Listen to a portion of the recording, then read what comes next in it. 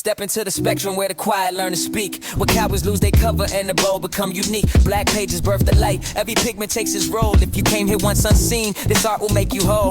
Welcome to the canvas where excuses come to die. Where ink comes down to timid and colors testify. No shelter in the palette, broken edges forge you whole. This is conversations in color and I am unfold the soul. Yeah. And I am unfold the soul. Welcome to Conversations in Color with Unfold the Soul. My name is Ken Williams. I'm your host. I am an artist and a noticer. I'm an artist because I don't know much shit about art. But for the past year and about a month, I've been making a bunch of it. And it's all on the wall behind me. And a lot of it is what I notice. And so this show is relatively simple. The art is the star and the wall makes the call. Every episode, I'm going to make my way to the wall and see what the conversation is going to be for this week. Now, before we get started, I don't know if I have a word for somebody out there, but has anyone else found themselves in the throes of annoyingly distractible bullshit before you start doing something that scares you a little bit, but that you actually know is going to be great once you get started? But you're taking 20 minutes checking the most mundane things that make no sense. Do I want to wear this hat or another hat? I'm trying shit on like I care about that, which I don't. Is my water cold enough? Do I have something to drink? Do I need a smoothie? So I made a whole big smoothie to kind of sip on during the show. But in preparation for the show, which I have all laid out, I'm in my head. I'm checking lenses I don't need to check, and I'm sipping on this smoothie, and then all of a sudden, I finished the entire damn smoothie, which means this episode is not going to be long. Who's been there before? And then once you get going, you're like, why did it take me so long?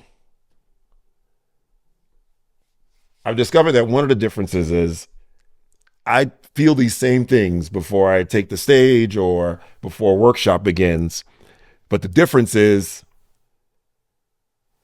a time that we're going to start that moves you to the cliff. Like I know when my host says we're going to start at 8:30, I mean, I can be in my head all I want, but 8:30, those lights are coming on.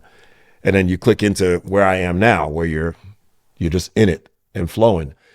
But when you're your own boss and I've got all day to record, man, oh man, the distractions, they come from out of nowhere. Let me take it to that last statement on this piece of art that I'm not exactly sure I'm finished with. I'm going to make it into a kind of a sticker, business card of sorts. But there's a natural order to things.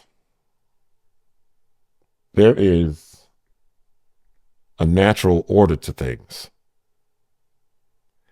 And the more I do this work, and the more I go to the jungle for more answers, the more I realize I've always turned to nature. I used to be embarrassed by it, especially early on writing books, because I was always pushed to gather research, and I understand that. But I don't cite research. You haven't noticed. I mean, only a few episodes in, but I don't cite research, not because I don't have anything against research. I have the way I'm wired, I have to know. I have to know, I have to test it. Like I have to know. And so research steals my fun. I want to go find out for myself. And the overarching divinity to all that is I take everything back to nature. There is a natural order to things. Nature does two things. Nature activates and aligns. Nature activates and aligns. Once we commit to something, then nature takes over. And so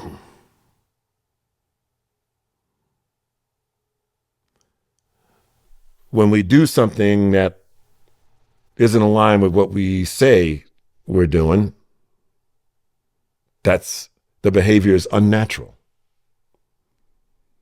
I used to think it a design flaw, but it's deeper than that. It's unnatural behavior. It's unnatural for what we say we're doing.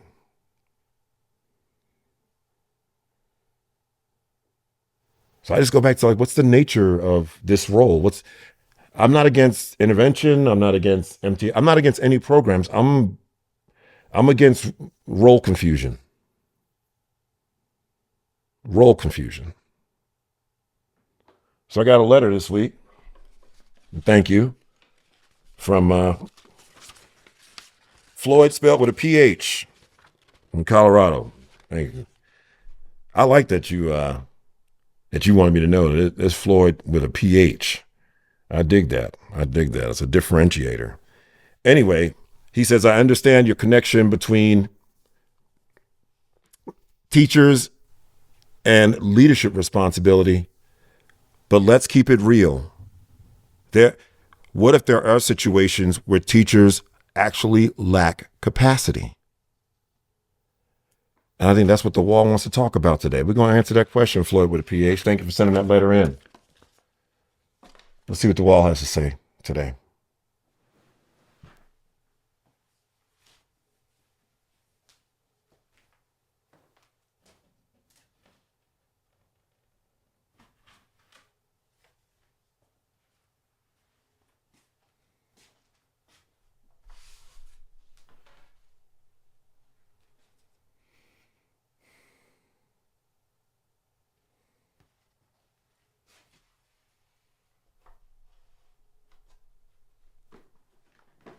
All right. Let's hit and quit it. Every teacher arrives with capacity.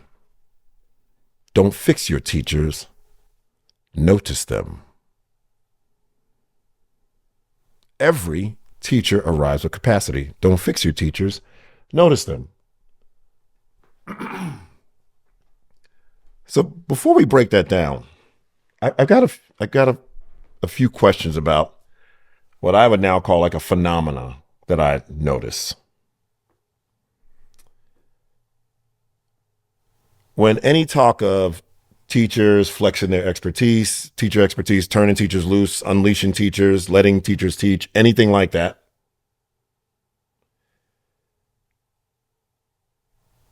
universally, I've gotten one response to that from principals. Universally, it comes in two forms. Our teachers lack capacity. We have capacity issues. Those are the two statements. When I think about the natural order of things, it feels unnatural that that is the universal response of any principal responding to why teachers aren't treated like content experts. That's a universal response. The response is never sectioned. I mean, never. It's never talk of some teachers or these teachers or that teacher or even a percentage. It's teachers, almost, not almost, like referred to like a monolith, like just not even people, just a category. That's not natural. That's not natural for a leader of educators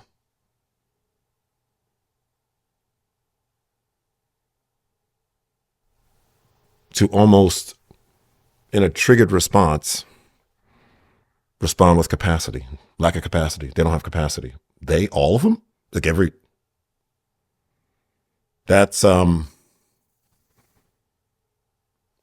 that behavior is unnatural for anyone who refers to themselves as a leader, much less a principal. That's unnatural behavior for an educator.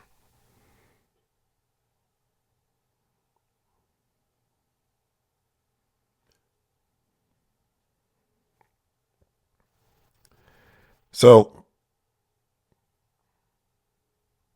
here's a question I have.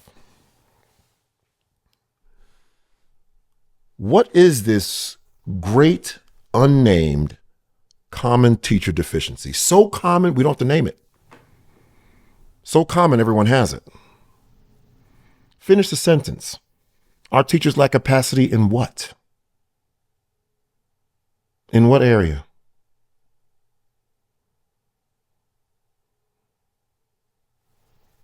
the fact that it's a universal response among principals and superintendents. I'm not saying every principal and superintendent responds that way. I'm saying every superintendent and principal that's ever talked to me about, has ever mentioned teacher capacity, says it that way. And I've had thousands of conversations. It's a universal response, but never specific. Always covering every teacher. I find that bizarre. It is definitely unnatural. My friend Jimmy owns a martial arts school. And if he hires experts to teach martial arts, I said this to him we bowled together. I told him, I said, every one of your martial arts teachers arrives with capacity. He looked at me like I was an idiot.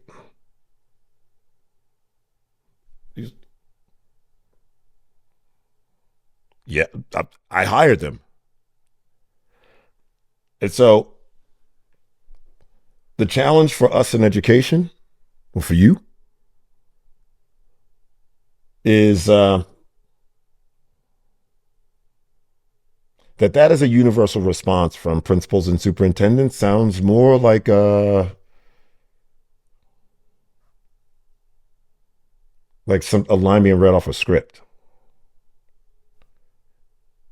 And I'm telling you, it's rooted in role confusion because leaders don't think that way. That's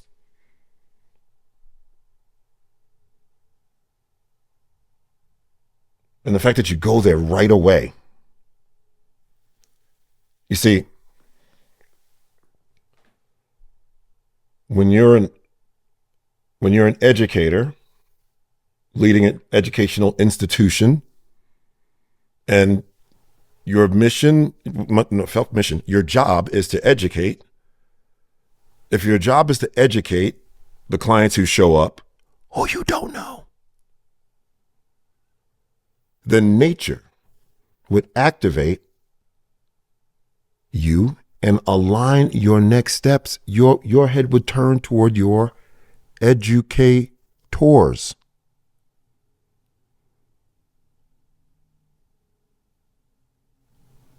That's what nature would do. See, my leadership ego always lived in the real world. So even if I started hearing chirps about where kids are from, I have a leadership ego that lives in the real world, which means I'm gonna have an impact. And I knew that the only way I'm gonna have an impact is to turn toward Hathaway and them and get them what they want to be their best. Because while I can spout off all this jargon and all this rhetoric, in the end, nature lined me up where it needed to be lined up.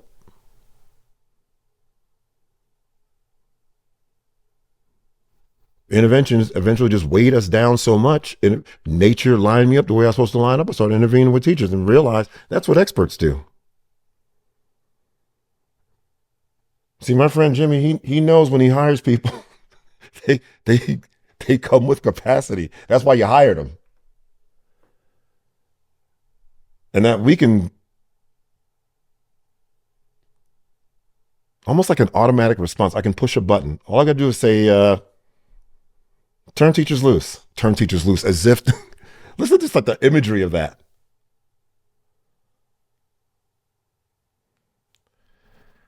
Our teachers lack capacity.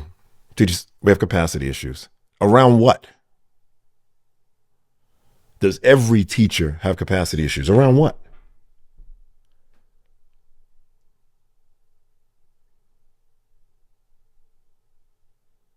See, it is unnatural to even think that way.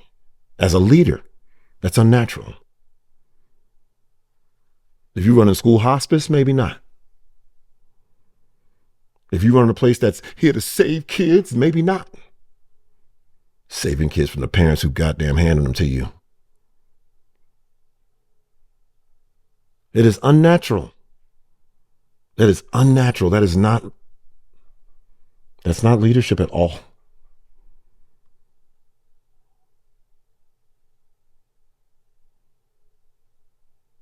And the fact that it happens all throughout our profession. I'm just telling you, that's a numbness that it's a little scary. I want to know, what is the great unnamed common teacher deficiency? You see teachers as a monolith. Educating is clearly not, you don't even think it's your job. If you announce from the very start your teachers don't have capacity, what you telling me?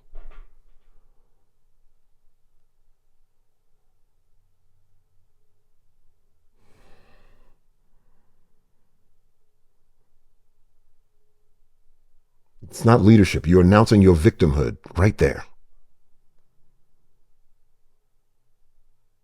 I don't care how fervent your language is or how many polysyllabics you sprinkle in there.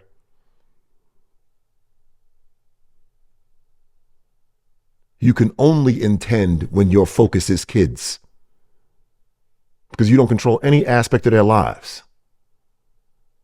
But you can do more than intend when your work is about growing the credentials of your teachers. And not you growing them, you providing the soil.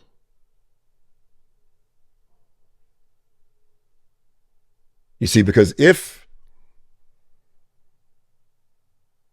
you're a leader simply about educating, not truly, not like it's some noble cause, just simply, if you were simply doing your job, nature would turn your head to your educators. I'm going to repeat this so often, you're going to start writing Reggie letters. My friend Reggie's the president of Rice University. Every time I look up, he is bragging about how another one of his teachers stacked their resume again and again and again, aggressively growing their credentials, boosting their resume, and then turning around and testing their strongest instruction on the students of Rice. And when I visit Rice, that's what I'm thinking about, the faculty, not the families.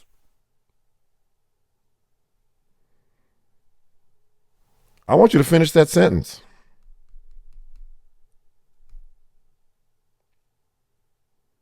So, you know, universities and experts are not burdened with background. And leaders don't hide around the circumstance of their clients. I don't care how cute they are. I don't care how many funky handshakes you got with them. We're going to get into that in another week, showing up your teachers. You're showing up your teachers with this shit. There's a natural order to things. So leaders, listen. Having a handshake with all 550 students, yeah, that's cute. But what you don't realize you've done is you showing up your teacher. Now the kid gets to the door and gets a civil hello, and it feels like a letdown. Do you know what kids are supposed to see? You having 64 funky ass handshakes with your teachers. You doing elbow bumps and shit with your like people. That's what they should see. See, what then kids see is, man, our principal's all about the teachers and staff. Look how he treats our teachers and staff. And then you know what a teacher's gonna do? Some of your teachers are gonna say, damn, that feels good when you get greeted like that. And then they're gonna find their own version and do that shit at their door. Instead of you having to try to convince them, based on what Edgar and Romero ate this morning, if mama buy that cheese with an EBT card. You don't need to tell stories like that. Just fucking see your teachers. That's why they go with me, because I see them right away. And I see them because I need them. I need them. But you can't need your teachers if you keep talking about kids' backgrounds.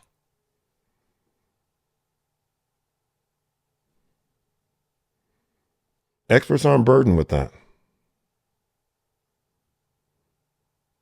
You don't burden me with that when I come do PD. You don't walk me to the door and say, now, do you believe all of them can learn at high levels? I'm like, I don't know these motherfuckers. And if that's what you make me promise, and shit, take the money back. I'm out. I promise to give you my strongest instruction. My very best shit as of today. And here are some outcomes you can expect.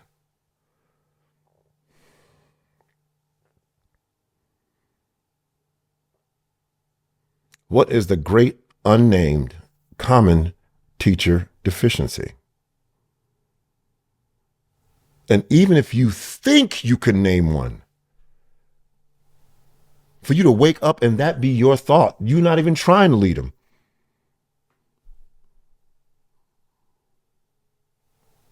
That's the biggest subgroup in America. Teachers. Shit. You keep trying to make cases for kids got it bad. Are you kidding me? Kids are at least the categories are seen. You don't see the kids. All you see is they categories, they ailments.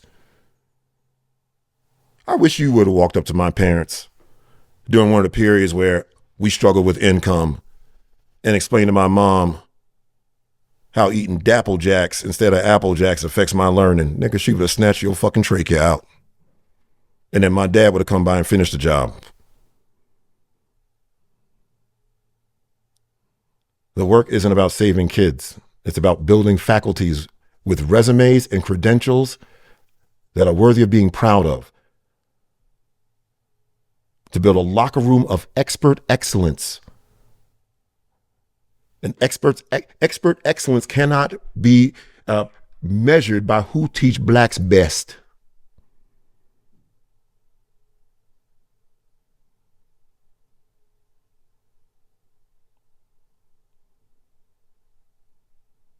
When your teachers stack their resume under your leadership, those are your gains.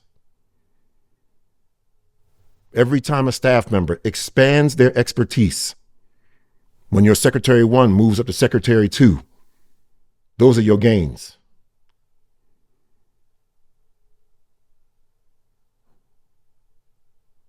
All the numbers show you is the impact of your teacher's strongest instruction, nothing else. You don't learn shit about any groups or any races.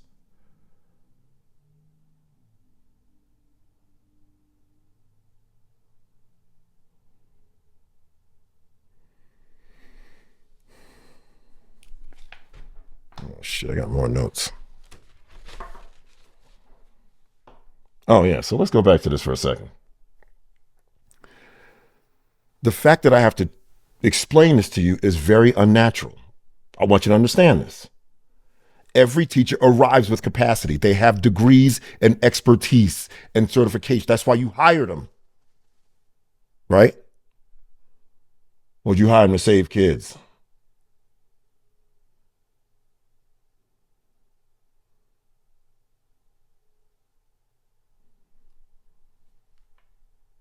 Do you want the teacher expertise?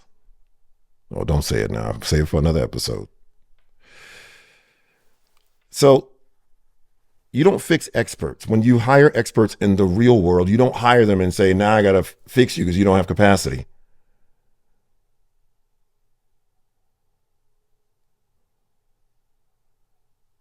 The moment you talk about a kid's background, your teacher goes from being a content expert to a wet nurse.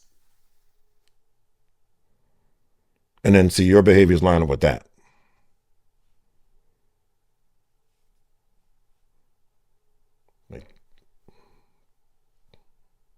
That's more what when you worry about what kind of cheese the empanadas were made with, you talking about poverty and shit. That's like saying if I wear a different shirt, I'm gonna get a different level of service when I come into your store.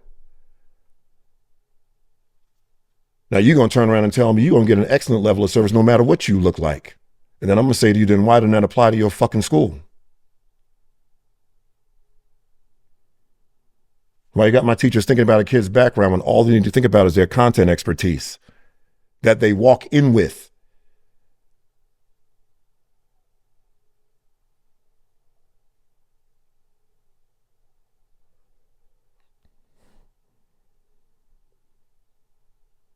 Your job isn't to fix teachers. Your job is to serve their expertise, grow their resumes, stack their credentials, and count those as your gains. See, when your responsibility is to make sure teachers stack their credentials and grow their resume, you know what happens next? You got to put on deodorant. Baby powder ain't going to be enough no more because that's real work. It's the best work. Walking around, finding out how can I make you amazing? First of all, what does amazing look like for you? Okay, that's the picture you drew. Great. What we need to do that? Instead of burdening them with your bullshit about where kids come from.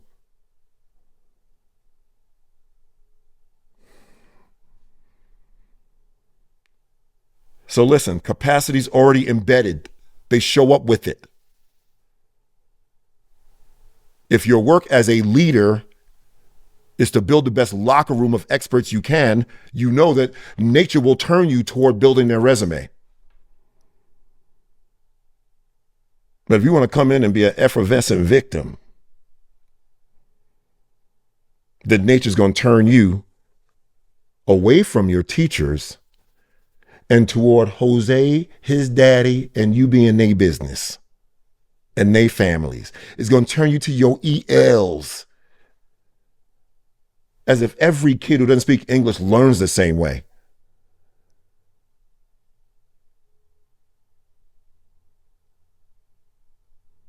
That's why you can't announce your gains. See, this is the time of year.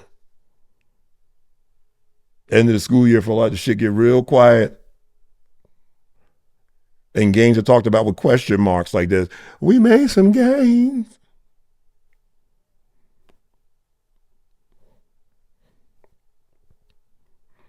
And it's because you don't regard your teachers as experts at all. And it reveals itself in very bizarre ways. And you ought to explore that. Now, if you're ready for next steps, in the immediate, here's what you focus on: building the credentials of your teacher experts.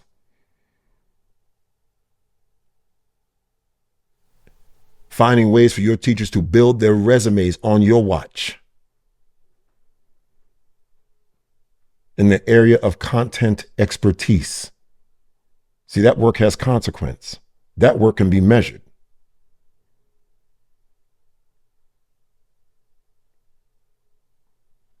So clearly, if you're an actual leader, you are about teacher expertise. If you're an effervescent victim, pretending to save kids from the parents who sent them to you, then you're about kids.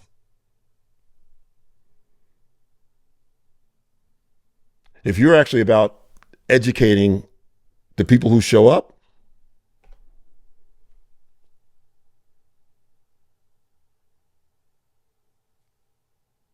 you're a leader.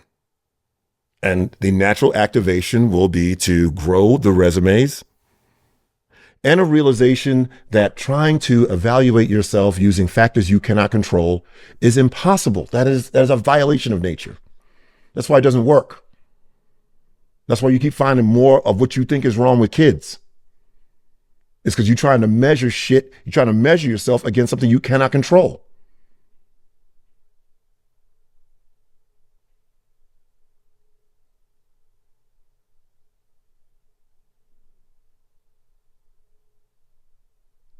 See, when your school is about what teachers get to do, you have teacher experts. You're a leader. When your leadership is about the kids, you turn your teachers into wet nurses. And see, now I don't need to know who you voted for to know whether you're a player or a poser, nigga. I'm going to be able to tell right away.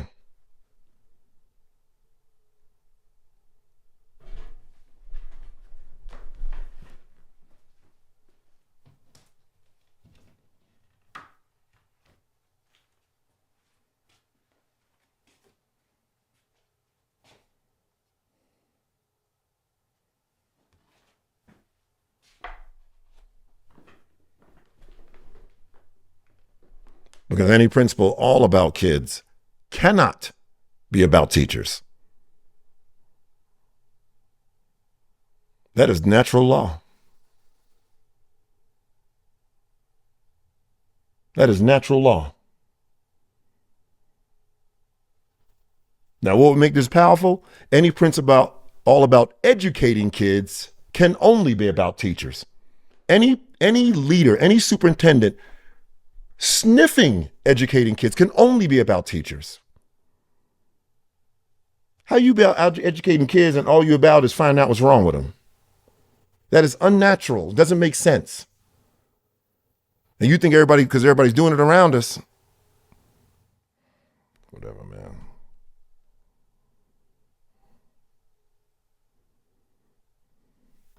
You want immediate next steps?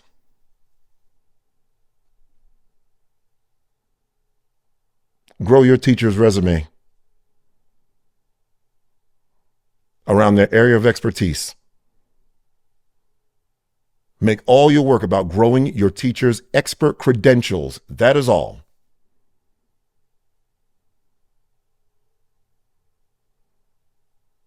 And ditch these misaligned, again, role confusion protocols you use to walk through and monitor teachers as they teach in a straitjacket. Not one teacher gets better from your bullshit protocols. Not one. Not one teacher gets better in their area of content expertise.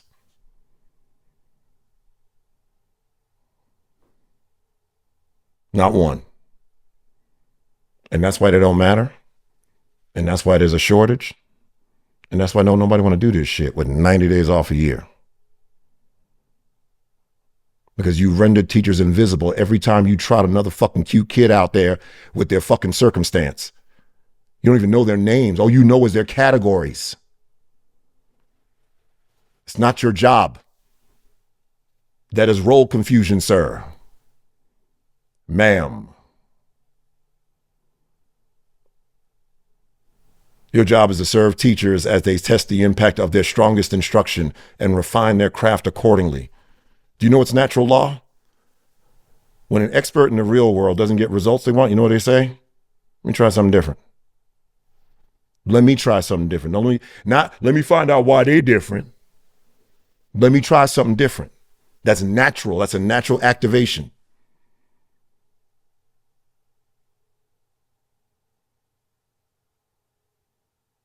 Here, you run over to the kid's house, run right past your teachers.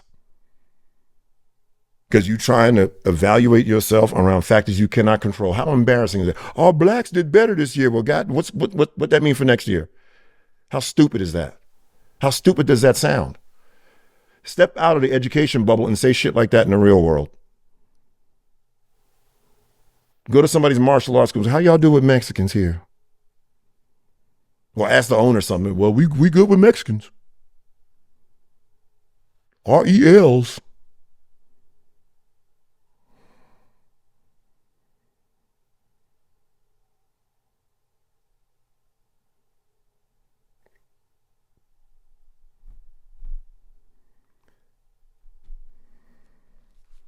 These are your gains. How you grow the credentials of your teachers, how your teachers grow their credentials, how they grow their credentials, how they stack their resume, and then they take all that and test it on kids. There's a natural order to things.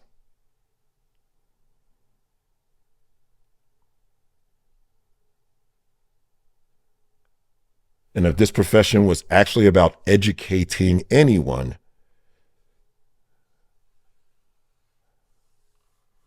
we would never have to say anything like this. I want to thank you for spending another week with me. I told you it wasn't going to be long. How long is this? Oh shit, this was long. Anyway, hey, if you've been served by this message in any way, shape, or form, share it with someone. I love doing professional development. Would love to talk about how I might serve you.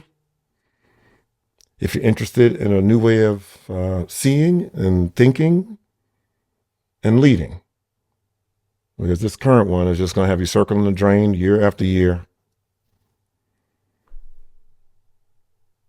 Don't enter the late summer and early fall, going back to school, announcing your victimhood.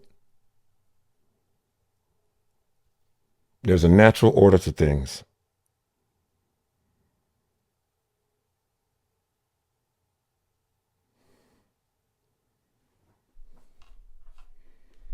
One more.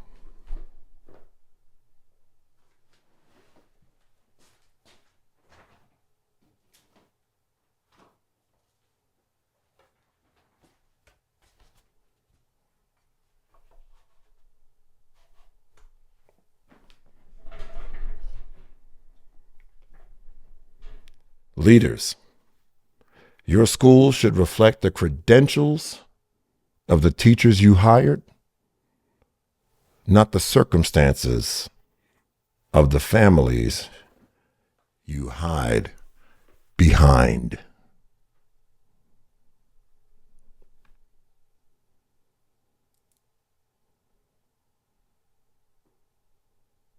I want you to sit with that. There's nothing to stop, only something to start. Start making all your work about the credentials of your teachers and not the circumstances of your students, and you will start to feel what leadership is again. You will go from heartfelt to heartbeat. And there's a world of difference between the two. I want to thank you for joining me in another week of Conversations in Color with Unfold the Soul.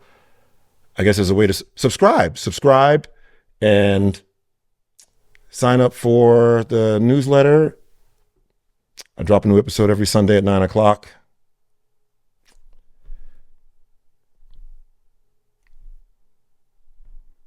This is my assignment. I'm here to serve you.